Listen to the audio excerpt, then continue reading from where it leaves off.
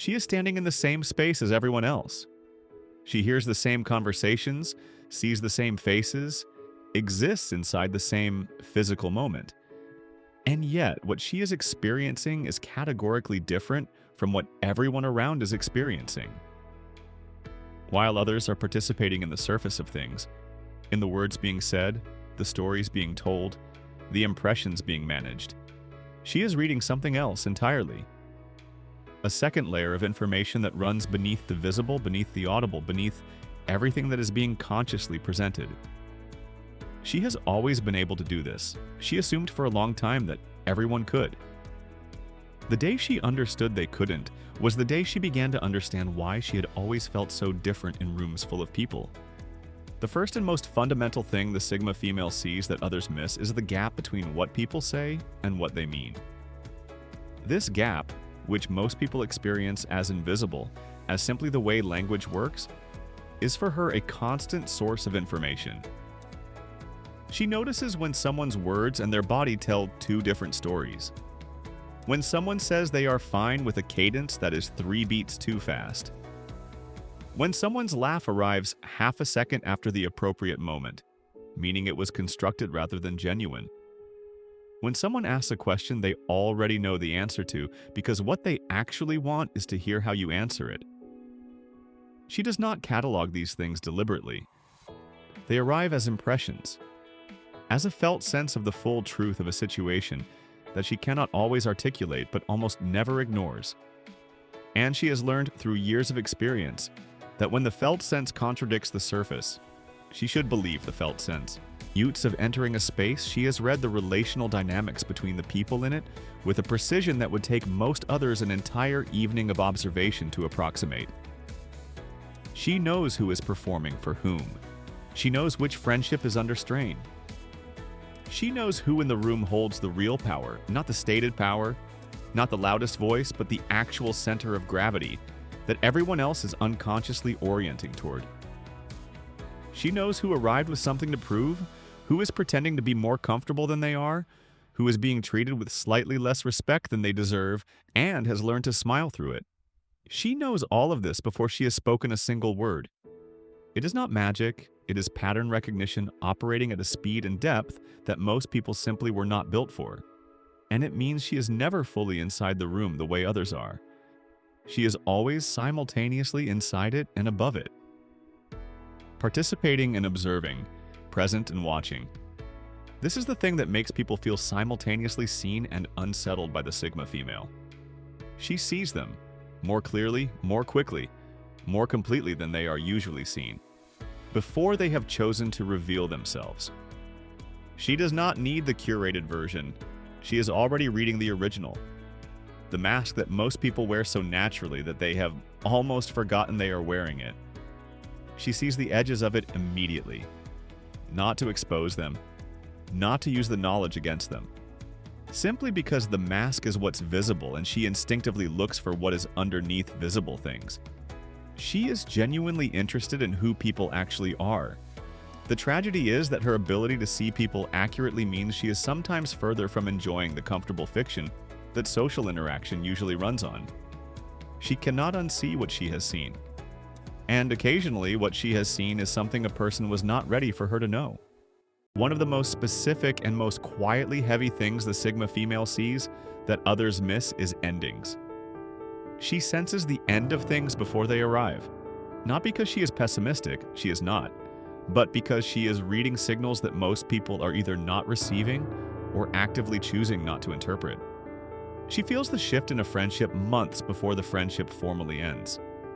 The slight recalibration in how the other person responds, the topics that start going slightly unaddressed, the warmth that is technically still present but has moved a step back from where it used to stand. She feels the change in a relationship before it becomes a conversation. She feels the change in a room before the mood shifts. She feels it in herself. She often knows she is done with something before she has consciously decided, because the knowing arrives not as a thought but as a change in the quality of her attention. She stops leaning forward. She is still there, but something inside her has already started to let go. And she watches this happen in herself with the same clarity she watches it happen in everything else, which makes her an extraordinarily accurate reader of situations.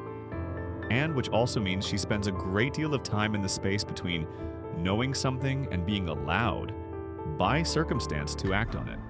I want to say something here that is not usually part of these conversations. The perception the Sigma female carries, the ability to see beneath surfaces, to read rooms and people and endings and dynamics with a precision most people never develop, is real. It is a genuine and remarkable capacity, and it is also frequently exhausting in ways she does not always have language for. Because seeing clearly is not the same as knowing what to do with what you see. She walks through the world with more information than most people are receiving, and no manual for how to carry it. She knows things about people that those people have not chosen to share with her. She sees things ending before the people involved can hear it. She reads the subtext of situations so fluently that the text, the simple surface spoken text, sometimes feels almost inadequate. And she cannot turn it off. She cannot choose to walk into a room and simply not read it. The perception is not a skill she applies. It is the way she is built.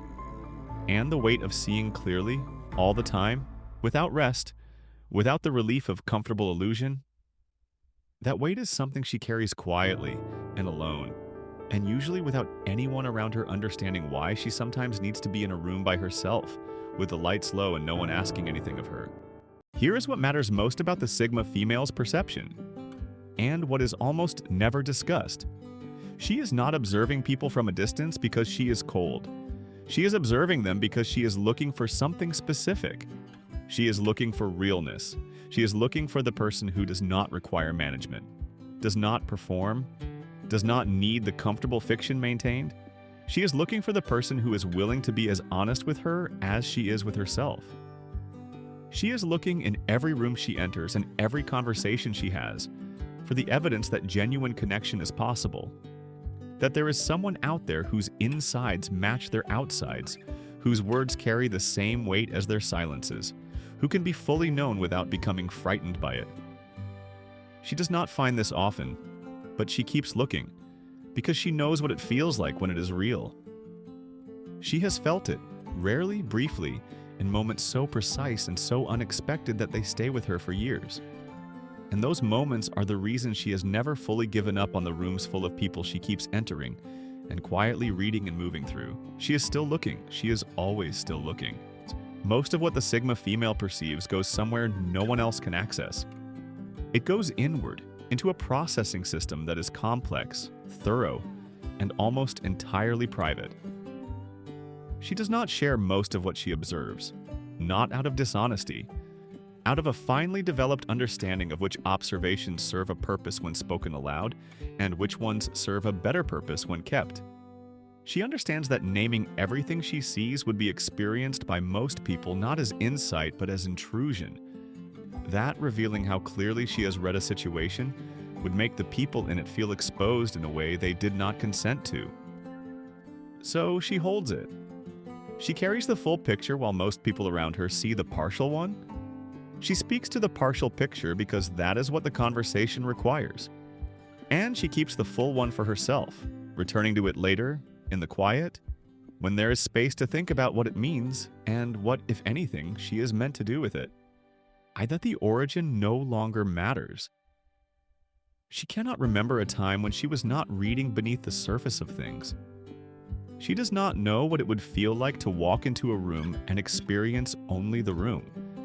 And the truth is, she has stopped wishing she did, because the capacity that makes her different also makes her real, in a world that spends a great deal of energy maintaining the appearance of things rather than the truth of them. She sees through the appearance. She always has. And if that means she will always be slightly separate from the experience everyone else seems to be having, if that is the price of seeing clearly, then she has already decided a long time ago that she is willing to pay it. What she sees is worth what it costs, and she would not trade it for the easier version, not for anything. If you have always felt that you see more than the people around you, and have never quite known what to do with that, This channel exists for that feeling. Stay with us.